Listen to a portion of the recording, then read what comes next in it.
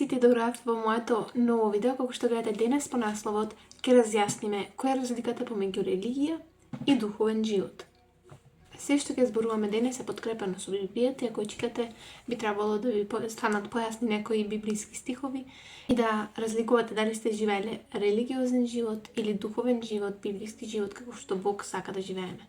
Прво да разјасниме дека религиозниот живот, тоест религијата потекнува уште од Стариот Завет, така порано луѓето живееле. Тоа во една проста реченица значи дека ти се обидуваш со своји сили, со свој труд да му угодиш на Бога. А духовниот живот пак значи тоа што тебе ти останува е да веруваш и да се потпираш на Бога, затоа што Господ се што ти требаше да направиш изврши за тебе. Во Стариот Завет, луѓето се обидувале да му угодат на Бога и да бидат праведни во неговите очи со придржување на Мојсеевиот закон. Ако не знаете кој е Мојсеевиот закон, Мојсей е човекот, Божиот слуга што ги изведе израелците од Египет, каде што тие робуваа и каде што чека да Бог да ги избави од тоа робство, за да бидат слободни и да ги однесе во ведената земја, која што Бог им вети дека ќе им ја даде. И откако ги избави, тие останаа 40 години во пустината, таму ги добиле 10 Божи заповеди, ги знаете, Божите заповеди. Епа, од таму потекнува Мојсеевиот закон, верскиот закон, кој што порано се практикувал, затоа што немало никаков друг начин на кој што можат луѓето да му угодат на Бога и да бидат праведни во неговите очи. Но ние сега живееме во новиот завет. И затоа има стари нов, затоа што штом се појавил нов, значи стариот дека веќе застарен. Како што каже Господ Исус Христос, не го укинува стариот завет, но повеќе не треба да живееме на стариот начин на кој што живееле порано, не треба да живееме религиозен живот, затоа што сега времињата се сосема поинаку. Уште пред 2000 години се смени. За така да и тоа е таа радосна вест, кој што секој човек која ќе разбере и ќе ја слушне, носи слобода и утеха. Јас имам тука тефтерче, да знаете само дека од него ќе читам, во кој што сум пишувала претходно некои такви работи, библиски стихови од богослужби, кои што сум ги гледала од пасторот, кој што јас го следам, и од Црквата Благовест во Скопје, во Република Македонија, пасторот Константин Кајшаров. Морам да спомнам затоа што ова не потекнува од мене, туку од нив, но и тоа што го проповеда и пасторот не е од него или од некоја си религија или некоја деноминација, туку сето тоа е од Библијата. Библиски се е подкрепено со библиски стихови и библиска вистина. Прво ќе го прочитаме стихот Галатјани 2 глава 16 стих. Никој нема да се спаси придржувајќи се до Мојсеевиот закон. Порано луѓето се обидувале, како што кажав, да се спасат преку Мојсеевиот закон, затоа што немале друг начин. Но Бог му даде ветување на својот народ дека еден ден ќе го испрати Месијата. Месијата, што е Месијата? Тоа е Спасителот на светот, кој што Божиот народ го чекаше долго време да дојде за да ги спаси и откупи, затоа што Бог им вети дека ќе им даде нов начин и дека тој ќе ги спаси самиот. Потоа имаме во Галатјани 2 глава 21 стих, зашто да можевме да се спасиме со придржување кон Мојсеевиот закон, тогаш немаше потреба Христос да се жртвува. Ова е она што јас многу често го зборувам и кога и да објаснам, кога и да зборувам за религија, и секогаш овој стих ми доаѓа на памет, и тоа разјаснување дека не ни е потребна религија, затоа што ако таа не требаше, ако се уште требаше да живееме по стариот начин на живење, придржувајќи се кон Мојсеевиот закон или тоест религија и со свој труд, тогаш немаше потреба Христос да дојде. Господ Исус Христос не мораше да дојде, немаше потреба да дојде во човечко тело, немаше потреба да биде распнат и потоа да воскресне и се друго што направи, така да. Но тој дојде. Зошто? За да не даде таа радосна вест дека повеќе не мора и не треба со своји сили, со свој труд, ние да се обидуваме да му угодиме на Бога и да бидеме праведни во неговите очи, затоа што тој веќе се заврши за нас, Господ Исус Христос се заврши за нас, изеде нашите гревови на крстот, болестите и болките. Ке зборуваме за тоа подоцна дека болките и болестите не се од Бога, затоа што многу тоа се зборува во религијата и во другите деноминации кои што не практикуваат религија од религијата, дека Бог казува со болести или искушува со болести. Тоа ќе го разјасниме подоцна. Епа сега кога разјасниме дека немаше потреба да Христос да дојде, ако требаше ние се уште да го практикуваме Мојсеевиот закон, тогаш зошто е даден? Зошто е даден Мојсеевиот закон, нели? ако немало потреба ние да се придржуваме зашто е бил даден. Затоа ќе прочитаме во Галатјани 3 глава 19 стих. Тој им беше даден на луѓето за да сватат дека се грешни. Ете, ова е она кој што многу јасно и гласно ни кажува зошто бил даден и 10 заповеди се за тоа дадени, затоа што ние луѓето се обидувале со своји сили, ние сме добри, ние тоа да направиме, а всушност ние сме луѓе со грешна природа и немаме сила и немаме таа моќ која што Господ ја има да останеме чисти и да се придржуваме до тие заповеди. Затоа знам многу млади, многу општо луѓе што се фалат со тоа дека се придржуваат до тие заповеди, а сите знаеме дека не може до сите да се придржуваат затоа што сме луѓе, можеби го кријат тоа, можеби не сакаат да признаат или не го спомнуваат, не спомнуваат таа заповед што не можеле да ја исполнат или да се придржуваат до неа, затоа што сепак ние сме луѓе и ние не можеме да се придржуваме до сите заповеди. И затоа Мојсеевиот закон ни бил даден за да сватиме и согледаме дека ние сме грешни и дека ни е потребна Божја помош. И па тогаш, како, ако не можеме да го исполниме сите Божји заповеди и да се придржуваме до сите Божји заповеди, при тоа не треба со свој труд и со своји сили, тогаш како да му угодиме на Бога? Како да дојдеме во рајот ако ние сме грешни? Не треба да се обидуваме со своји сили и труд. Како да појдеме кај Бога, како да бидеме праведни во неговите очи? Бидејќи не ни е јасно, бидејќи не знаеме да видиме што Библијата кажува. Сите стануваме Божји деца преку вера во Господ Исус Христос или во Исус Христос само. Тоа е Галатјани 3 глава 26 стих. Значи што е главно во христијанството и во заедницата со Бога и во духовниот живот? Главни две заповеди кои што Господ Исус Христос ни ги дал во Светото Писмо, во друг стих, се љубовта пред се, но и верата. Затоа што секој може да се нарече христијанин, но не секој може да верува во она што не го видел, како да го има. Или како да го гледа. Затоа што тоа е верата. Што е верата? Верата не е дело што треба да го направиш. Постапка, донација, добро дело, обред, традиција и така натаму. Туку, верата е тврда увереност во она на кое се надеваме и убедување за нештата што не се гледаат. Значи, верата не е тврда увереност кога си уверен. Значи, верата е тврда увереност кога си уверен, кога целосно се надеваш и кога знаеш дека нештото ќе бидне, ќе се исполни и ќе го добиеш. Ете, тоа е верата. Вера не е да веруваш во нешто што веќе го гледаш. Наспротив, верата е тврда увереност, сигурност и надеж во нешто што моментално не го гледаш, но веруваш дека ќе го добиеш затоа што Бог ти е милостиво благонаклонет. Кога знаеме што е религиозен живот и духовен живот, труд, вера, тогаш како да преминеш од тој религиозен живот во духовен живот? Затоа што Библијата вели дека кога грешиме, ние му робуваме на гревот. И сега како да не му робуваме на гревот? Кој може да ни помогне за тоа? Кој може да не ослободи? Ми текна. Имаме библиски стих каде што пишува: ако Синот човечки ве ослободи, вие навистина ќе бидете слободни. И тоа се зборува неколку библиски стихови после стихот каде што вели дека сме робови на гревот кога грешиме. Па ако може Господ Исус Христос да нас слободи, тогаш значи ние повеќе не сме робови. Што пишува во Галатјани 4 глава 7 стих? Така сега не сте веќе робови, туку Божји деца. А штом сте Божји деца, вие ќе наследите се што е Божјо. Голема привилегија, верувајте, голема привилегија е да се биде Божјо дете.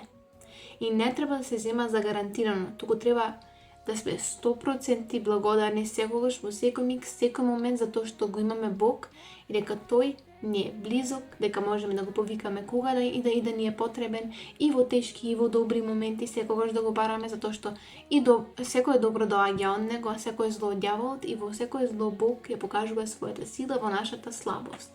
Тогаш најмоќно ја покажува неговата сила во нашата слабост. И па сега имаме една случка со два сина од Стариот Завет, двата сина на Авраам, може би тој ви е познат. Тој беше човекот, Божјиот слуга, на кој Бог му го даде ветувањето дека неговите наследници тој ќе ги благослови. Значи вака, Авраам имал 2 сина, Исмаил и Исак. Синот од робинката беше роден во обид човекот да ги оствари Божите ветувања. Сега, едниот Исмаил е син на Авраам од неговата слугинка, а другиот син е од неговата сопруга. Сега, синот од робинката бил роден во обид човекот да ги оствари Божите ветувања. Значи, човекот да се обиде тој со свој труд и пот да ги оствари Божите ветувања. А синот од слободната жена, значи слободната жена, извинете, не од сопругата, слободната жена се роди така што Бог го исполни своето ветување. Значи, има разлика кога ние се трудиме со свој труд и кога му дозволуваме на Бог тој да направи за нас. Овие 2 жени представуваат 2 завета. Ете го тоа што сакаме да го разјасниме тука. Стариот завет, односно синот од робинката, Исмаил. Стариот завет е обидот човекот да ги оствари Божите ветувања. А новиот завет, односно синот на слободната жена Исак, новиот завет е Бог го исполнува своето ветување. Ете, тоа е разликата помеѓу стариот и новиот завет. Човекот сам се обидува и Бог веќе се исполни за човекот и му го дава тоа спасение. Не затоа што заслужил, туку затоа што го сака. Првиот завет, односно стариот завет, ги поробува луѓето, односно ги прави робови. А вториот ни донесе слобода и искупување. Затоа првиот завет беше за луѓето да се огледаат дека се грешни и дека сами не можат и дека им е потребна Божја помош. И така тие да побарат, затоа што Бог не сака да биде присилен и не сака никому ништо да му наметнува, ниту со сила да му прави или да му помага.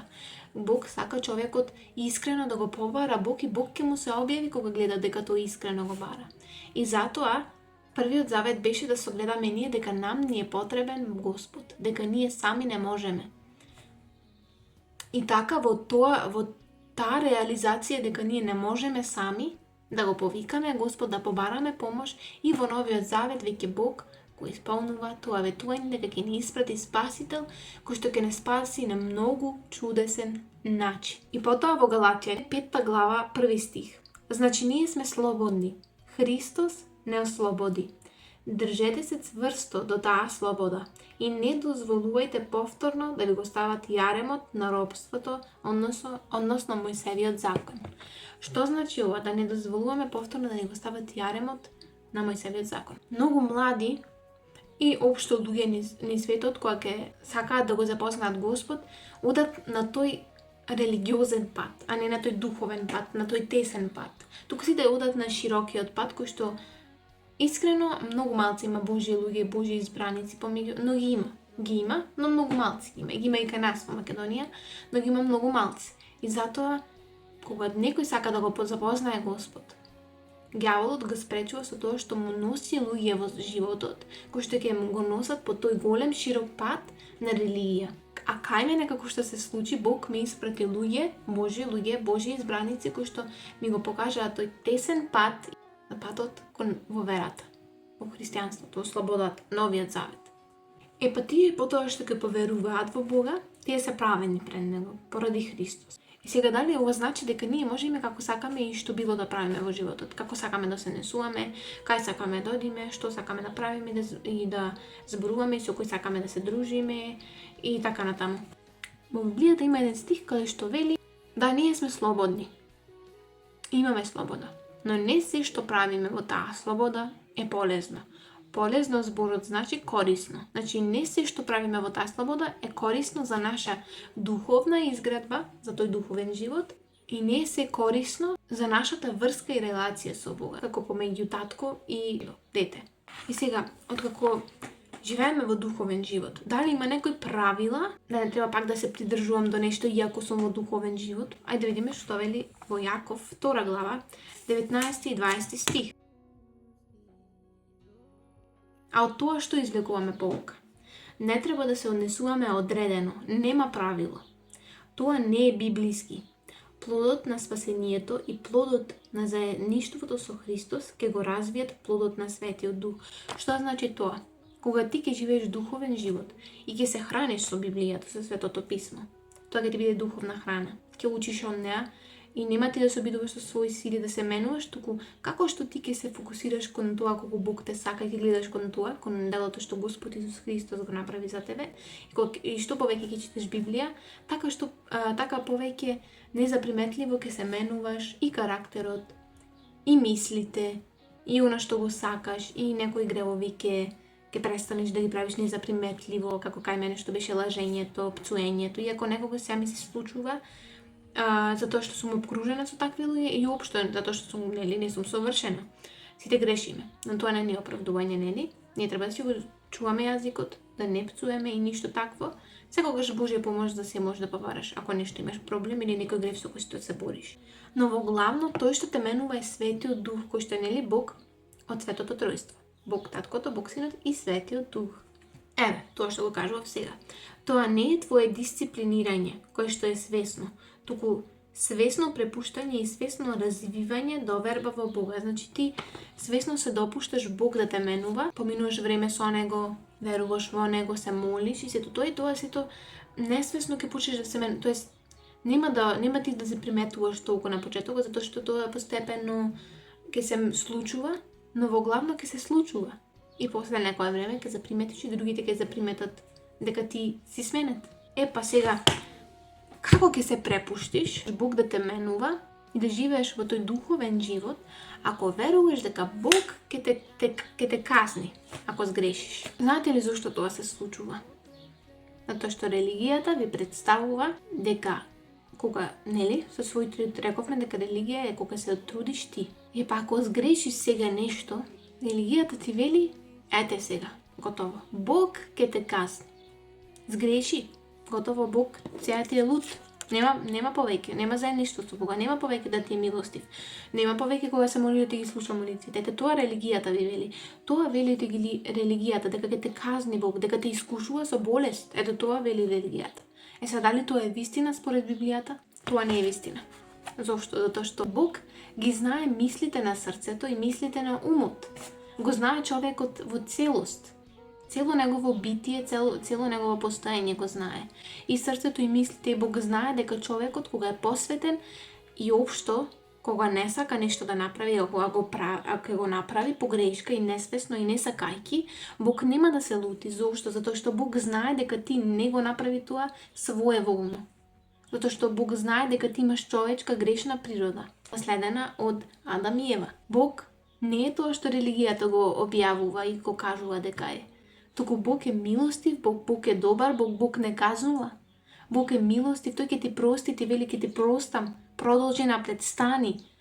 Можеш со моја сила и со мене да продолжиш и да го надминеш тој грев. Абе зошто го испрати Христос Бог ако не казнува? Зошто го испрати? Зошто велиме дека тој ги зиде сите болки и болести на крстот, ако не казнува со болести кои ќе сгрешиме? Тоа е наистина контрадикторно. Религијата со библиското верување, библиската вистина и Божјата вистина е навистина контрадиктор. А Библијата представува Божјата вистина, затоа што таа е пишана од луѓе кои што биле водени со Светиот Дух. Не е пишана од обични луѓе кои што како му текнало така напишале. Туку водени се таквите луѓе биле водени да го пишуваат тоа со Божја помош. Затоа што за Бог се е возможно. Ако за нас тоа изгледа невозможно, и ако некој работи за нас од духовниот живот, што ви ги кажав денес, изгледа невозможно, тоа е затоа што за Бог се е возможно. Ние сме луѓе.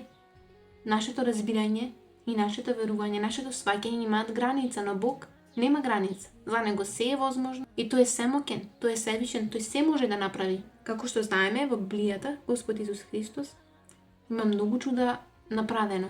Има воскреснато од мртви, колку да звучи тоа чудно и невозможно, да, тоа го има направено и самиот тој воскресна. Господ Исус Христос самиот воскресна.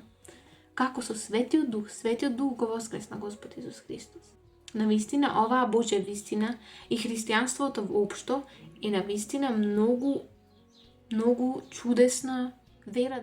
Сега некој ќе ти каже, добре, јас верувам, ама па морам и дела. Да, верата без дела е мртва и делата без вера се мртви. И едното и другото е така. Но имаме слушнато некој кој што вели демоните веруваат во Господ Исус Христос. Значи и така си има случајно и да заплашуваат некој. Јас имам едно такво видео на TikTok, но мојата цел не беше да ги заплашам некој дека дека само ако веруваат нема да се спасат, тоест дека мора нешто и со труд да прават од Мојсевиот закон. А кога веруваш, тоа автоматски само од благодарност и со водство ќе го правиш тоа, ќе правиш добри дела и се. Но нема да ти се поважни добрите дела од верата и од Бог. Да веруваш значи да те спаси тој во кој што веруваш. Што ние кога ќе поверуваме, како вели, тие поверува во Христос и затоа се спасени. И пак сега како може демоните да веруваат? Значи тие се спасени ако веруваат и тие. Ама демоните оно што го веруваат е дека има еден Бог, не веруваат тие во Христос, во Господ Исус Христос, туку тие знаат и веруваат дека има еден Бог, но не веруваат во Господ Исус Христос затоа што да би верувале би биле спасени. Тоа е во Јован 3:16, дека секој што ќе поверува во него не се спасува. Ова може би беше надвор од темата, но може би требаше да го слушнете. Тоа беше тоа за денес. Се надевам дека ви се разјасна ова. Ако имате некои предлози и ако нешто ве интересира за да снимам следно, пишете во коментари.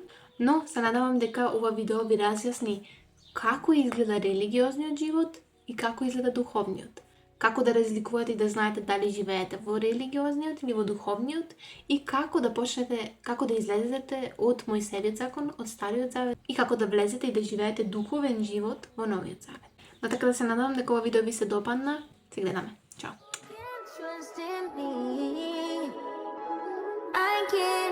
You said I can't trust in you.